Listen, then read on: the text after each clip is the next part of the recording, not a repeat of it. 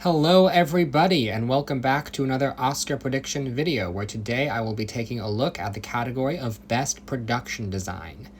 So the design categories are kind of interesting this year, and when I say kind of interesting I mean the main three of production design, costume design, and makeup and hairstyling are a little bit boring this year, only by the fact that if Critics' Choice, BAFTA, and the majority of Critics' Awards are any indication, these three categories are probably all going to the same film.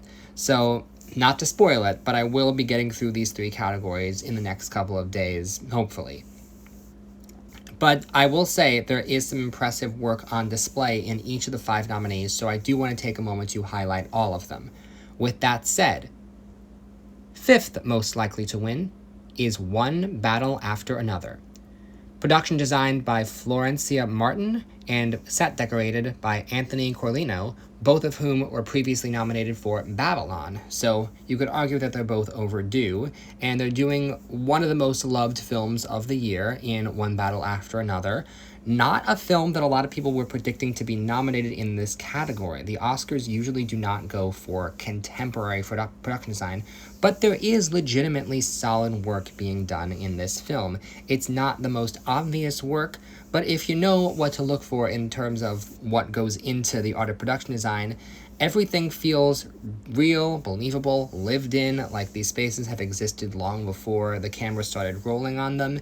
It is legitimately strong work from Florencia Martin and Anthony Corlino, but I would be shocked if the Oscars rewarded this, because this kind of production design is one of those things that is a lot harder to do than it looks, and most people who watch the film probably aren't going to think twice about the production design, which is a shame because it truly is excellent work, but that's just the way the cookie crumbles. Contemporary production design often gets overlooked. 4th most likely to win is Marty Supreme. Production designed by Jack Fisk, who previously was nominated for There Will Be Blood, The Revenant, and Killers of the Flower Moon. Set decorator Adam Willis, who previously is nominated for Killers of the Flower Moon. So this film, not contemporary, period, with very, very good period production design, but not the most extravagant thing in the world. Jack Fisk, as I mentioned, is now on his 4th nomination, and he's someone who is clearly well-liked and respected in the industry, but he has struggled to win, and probably is going to struggle to win this time, because he does such a good job at creating a period setting and making that period setting feel believable that, much like with One Battle, you don't really notice the work as well as some of the other contenders. Yeah, that's the shame. Production design is just one of those categories where if it's not the most flashy production design in the world, a lot of Oscar voters and a lot of general audiences are not going to think of the sets. That is not going to be the first thing that pops into their head when they think about the movie. There's solid work that is done in this film to make the period setting feel really, really authentic to the time period and not distracting when you're watching the movie at all. But again, it's just too subtle. I don't think there's that many people who think of the sets first when they think of this movie. And I think that's a big, big factor as to whether or not you can win in this category. 3rd most likely to win is Sinners. Production design, Hannah Beachler, who previously won for Black Panther, and set decorator Monique Champagne, who is on her 1st nomination with this movie. So the set decoration in this movie is really, really well done. This is a period film. Some more notable stuff than with Marty Supreme. The tricky thing with Sinners is that the majority of this film takes place in one location, which is the juke joint. And it is a really good location. You never get bored of that location, but it does feel somewhat limiting.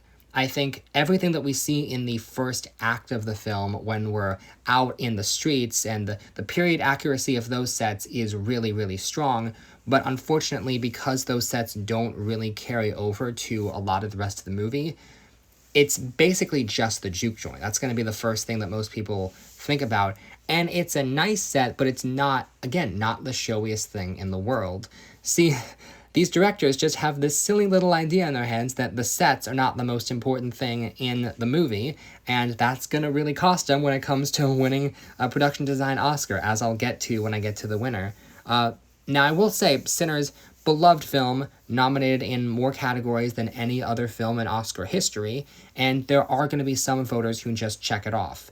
But I think because the amount of locations are somewhat limited, and because the sets aren't the most flashy thing in the world, I do think it's probably not going to win in this category. Second most likely to win is Hamnet. Production designed by Fiona Crombie, set decorated by Alice Felton, both of whom are previously nominated for The Favourite, also Overdue. Now, the reason why I think Hamnet is the runner-up in this category is because they built the Globe Theatre, and there's been quite a lot of talk about the fact that they built the Globe Theatre. And the rest of the production design and the rest of the film is solid, not super flashy, but gets the job done for this period film. But that Globe Theatre, man, people know it. People are excited to see it built the same way it would have looked in Shakespeare's day. The same way people got excited about, what was it, last year, Conclave, when they built the Vatican. This is like that times 10 because this is not a location. Technically, the Globe Theatre does exist, but it doesn't look like this. It's a lot more modern now, and so this was built from scratch. And so I think because of that, it's going to get more votes than the last three movies I talked about. I think a lot of people are going to be really excited to talk about, hey, they built the Globe Theatre, they built the Globe Theatre. They're just going to keep repeating that talking point. And maybe if the number one movie wasn't in consideration, then there might be a world where Hamnet could win based on that alone. And yet, number one most likely to win is Frankenstein. Production design, Tamara Deverell. Set decorator, Shane Vieu. Deverell is a previous nominee for Nightmare Alley. She did not win because she did not work on Shape of Water. Shane Vieu did work on Shape of Water and did win.